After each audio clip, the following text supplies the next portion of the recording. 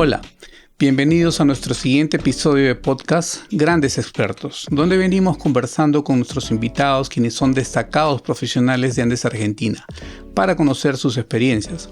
En esta oportunidad tengo el agrado de presentar a nuestro siguiente invitado, Eduardo Álvarez, con quien vamos a conversar sobre algunos temas de interés.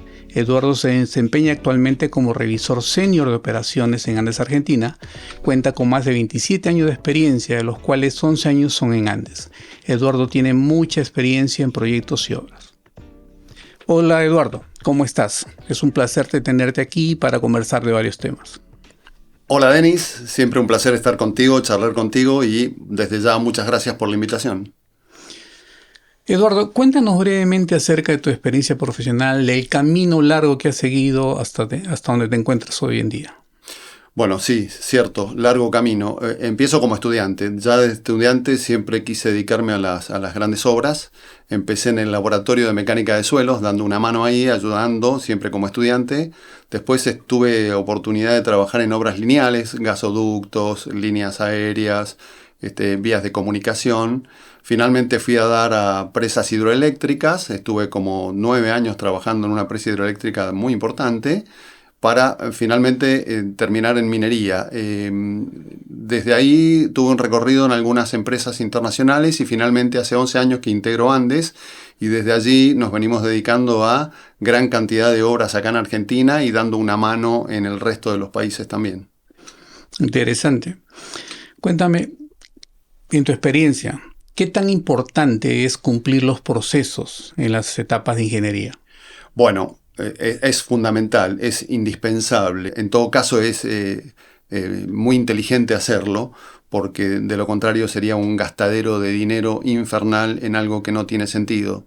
Lo que hay que entender es que las obras en las que nosotros participamos son grandes inversiones, son inversiones muy fuertes, de mucho dinero, y la ingeniería es un porcentaje menor de esta cantidad. Por lo tanto, sería una aberración no dedicarle a estar programados, al estar con etapas bien definidas, con un cronograma bien establecido, etc.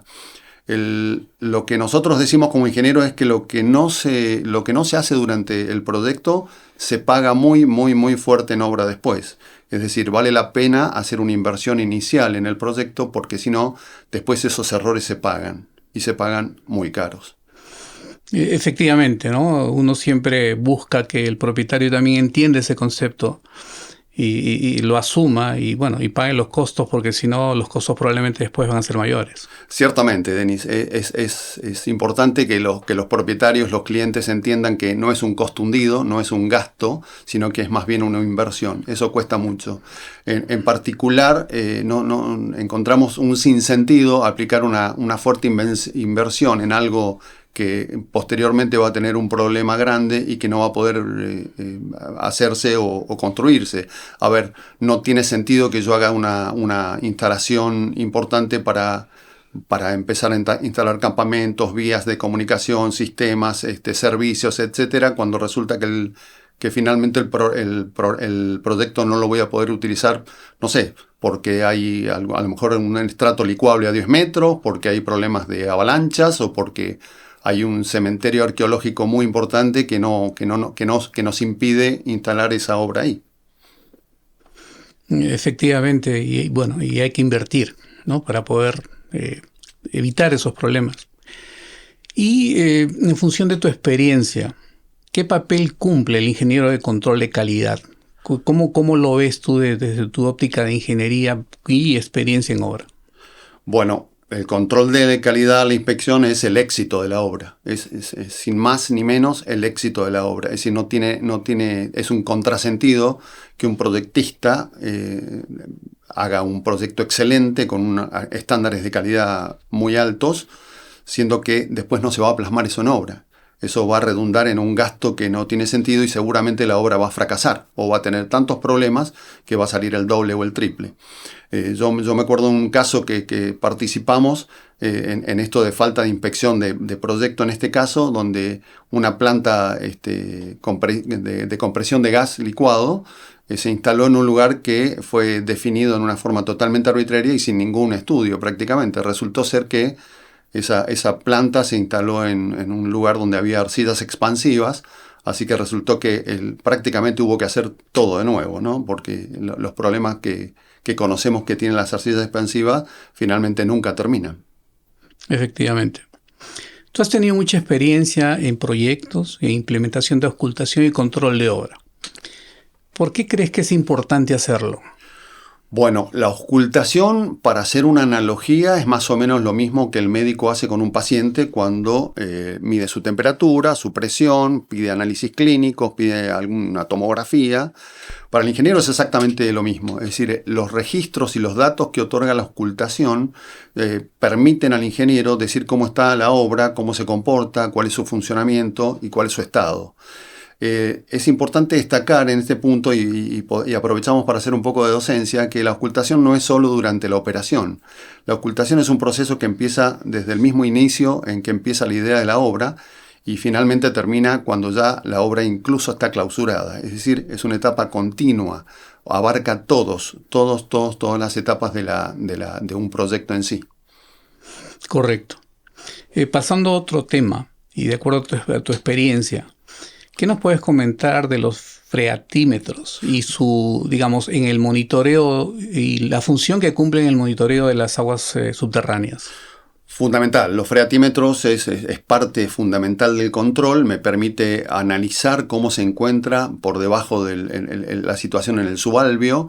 Me permite incluso tomar datos continuos, discontinuos, con la frecuencia que yo quiera o que pretenda el proyecto tener. A su vez puedo hacer controles de calidad por la toma de muestras. A su vez puedo hacer un seguimiento, puedo hacer un historial de cómo se comportan las obras en ese sentido, motivo por el que la instalación de estos instrumentos, y de nuevo hago hincapié en que no es un instrumento que solo se ve funcional durante la operación de un proyecto, sino que es durante toda la vida útil, ¿no?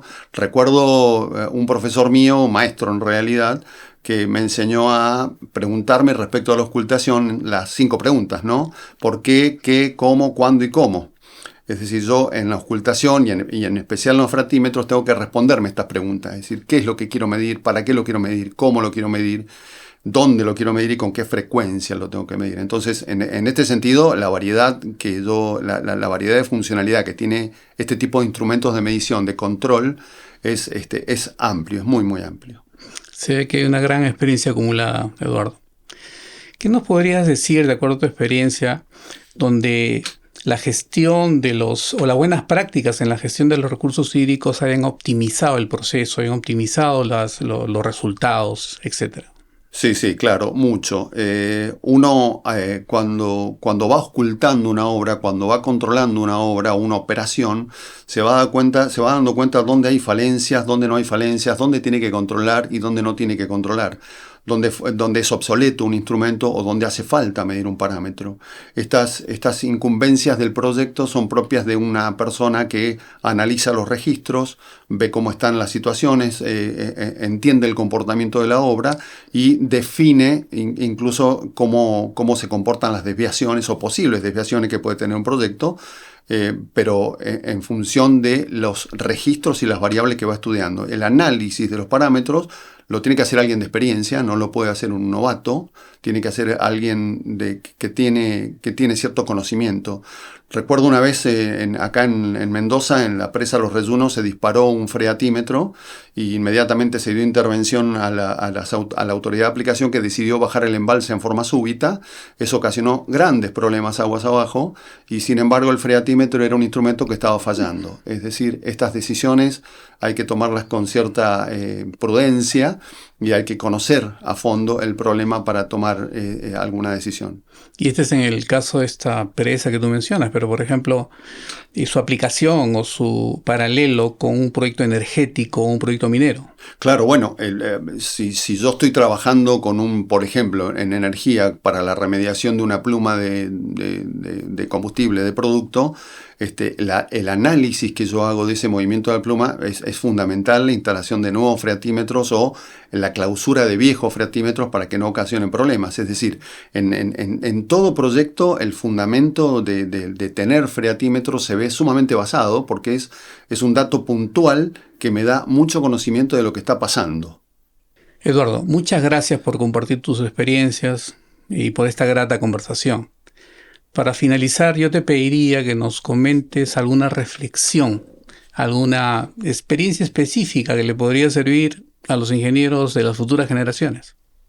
Bueno, ya habiendo transitado unos cuantos años de ingeniería, lo que a mí en particular me sirvió mucho es cerrar el círculo que llamamos. Es decir, no solo participar en la parte de proyecto, en la parte de diseño como diseñador o pensando una obra, sino en también intervenir en la parte de construcción y de auscultación de la obra, ¿no? Es decir, ver cómo funciona, ver cómo se comportan los parámetros que yo diseñé o que participé en el diseño y ver finalmente si responde a lo que yo diseñé o si responde a lo que el equipo de diseño pretendió de esa obra. A mí como consejo traten de cerrar este círculo, de estar en los dos campos, tanto en el campo teórico, en el campo del diseño, en el campo de la investigación, como también en obra. La obra enseña mucho.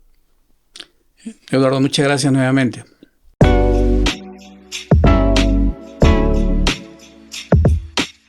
No se olviden de seguirnos e interactuar con nuestras redes sociales para no perderse nuestros próximos episodios donde seguiremos presentando a nuestros grandes talentos. Hasta la próxima.